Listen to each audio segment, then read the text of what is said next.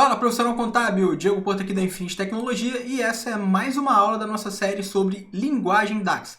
Na aula de hoje eu vou mostrar para vocês como fazer uma análise de variação mensal, ou seja, quanto que o meu faturamento cresceu de um mês para o outro, ou quanto que ele caiu.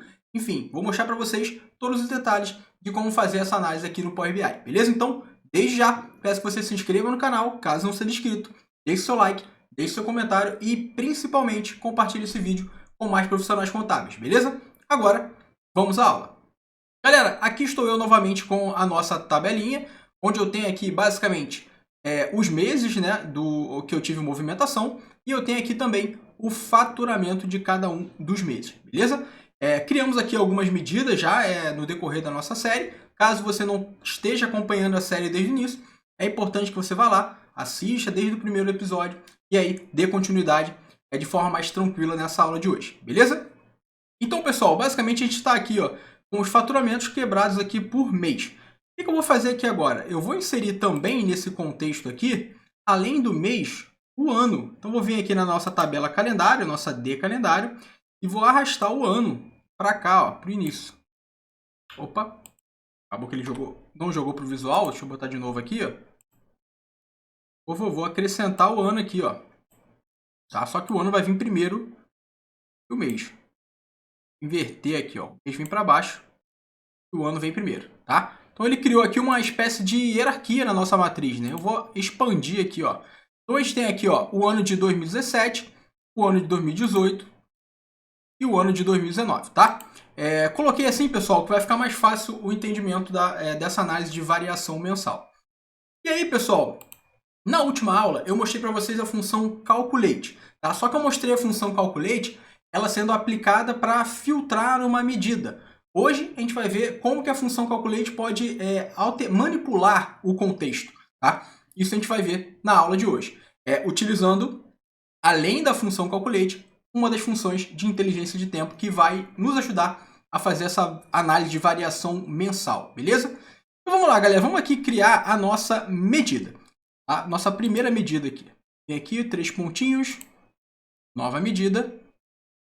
E essa primeira medida eu vou chamar de mês anterior. Mês anterior. Beleza? Que vai ser igual ao seguinte. A nossa função calculate. Onde eu vou trazer como expressão a nossa medida faturamento. A gente tem aqui. Até mudei o nome da medida, tá? Para deixar... Acho que estava faturamento medida. Eu deixei como faturamento para ajudar o entendimento aí, tá? Então, a minha expressão vai ser o faturamento. E agora, o que eu quero fazer? Eu quero trazer o mês anterior ao mês que está sendo filtrado aqui na minha matriz, certo?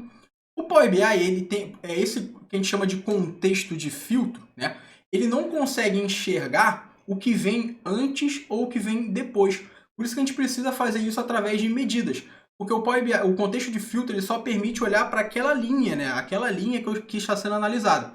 Então, como aqui, abril, maio, ele só vai conseguir trazer o faturamento desse mês.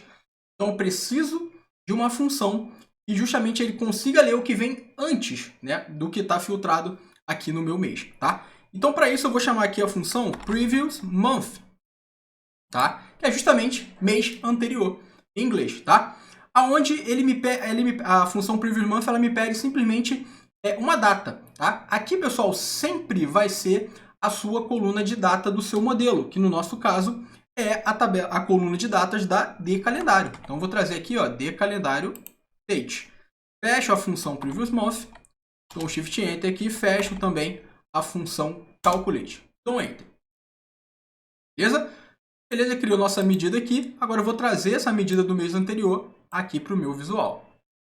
E aí, pessoal, o que ele trouxe aqui para mim? Por exemplo, aqui o mês de fevereiro, onde eu tive faturamento de 182 mil, ele retornou aqui para essa linha o mês anterior, que eu tive faturamento de 39 mil aqui, tá? O mês de março, ele trouxe aqui para a linha o mês anterior, que é o mês de fevereiro. Então, show de bola!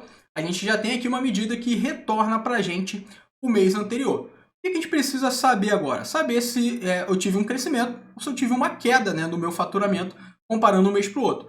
Analisando aqui, eu já consigo ver aqui, fevereiro eu tive um faturamento muito maior do que o mês de janeiro. O mês de março eu tive um faturamento muito maior do que fevereiro. Então, eu estou vendo aqui que cresceu, né? Aqui também, ó, vai crescer. Aqui também cresce um pouco. Aqui cresce. Só vai crescendo. Aqui tem uma pequena queda aqui, ó. Do mês de setembro para o mês de outubro. Então, aqui eu tive uma pequena queda. Só que eu quero trazer isso de forma mais visual, que eu consiga enxergar de forma clara isso, tá? Então, vamos criar aqui uma nova medida. Que vai ser o seguinte. Nova medida. Primeiro, eu vou fazer a diferença, tá? A diferença de um mês para o outro, em termos de valores, tá? Eu vou colocar aqui, já vou dar um nome aqui de variação, que a gente chama de month of month, né? Que é mês a mês, variação mês a mês. Então, a gente coloca assim, tá? Que vai ser o seguinte.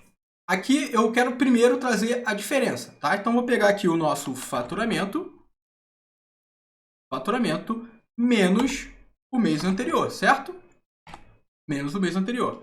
E vou dar um Enter. Aqui eu já vou ter a diferença, né, de um mês para o outro. Se cresceu ou se diminuiu. Então, ó, vou trazer aqui essa medida variação. Tá? E aqui ele vai mostrar para mim, ó, mês de janeiro, a diferença, como não tem nenhum mês anterior, é os 39 mil. Mas aqui o mês de fevereiro, ó, eu tive um aumento de 142 mil comparando com o mês de janeiro. Se vocês pegarem a calculadora e fizer a diferença, ó, 182.299,92 menos 39.394,91 vai dar exatamente aí os 142.905,1, tá? Então aqui ele já está fazendo para a gente a diferença em termos de valores. Só que eu quero trazer isso de forma percentual, né? Quero saber em percentuais, quanto que aumentou, quanto que cresceu. Então a gente vai fazer uma pequena alteração aqui na nossa medida variação month of month aqui, tá? Então aqui, ó, o que eu tenho que fazer agora para trazer em termos percentuais? Eu tenho que pegar essa diferença aqui e dividir pelo mês anterior. Então antes aqui de colocar essa subtração aqui, eu vou chamar a função divide. Vai fazer essa divisão para a gente, tá? Então chama aqui, opa, acabei mexendo aqui sem querer, deixa eu voltar, problema. Ó, divide. Então eu tenho que fazer o quê? O divide dessa diferença aqui, ó, do faturamento menos o mês anterior, vírgula, aqui eu coloco o denominador que vai ser justamente o mês anterior, tá? Fecho a função divide, enter, e ele vai trazer para a gente aqui ó, em formas percentuais, em forma de percentual, eu tenho só que mudar aqui para porcentagem essa medida que a gente criou. Bola, pessoal? Então aqui ó, a gente consegue já enxergar, legal, ó, eu tive, por exemplo, um aumento, ó, comparando o mês de fevereiro com janeiro de 2017, eu tive um aumento de 362,75%. Tá? Comparando março com fevereiro, eu tive um aumento de 93%. Aí aqui, ó, em outubro, já tive uma queda. Ó, uma queda de 3%.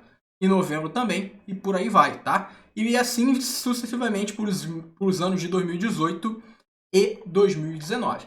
Beleza, pessoal?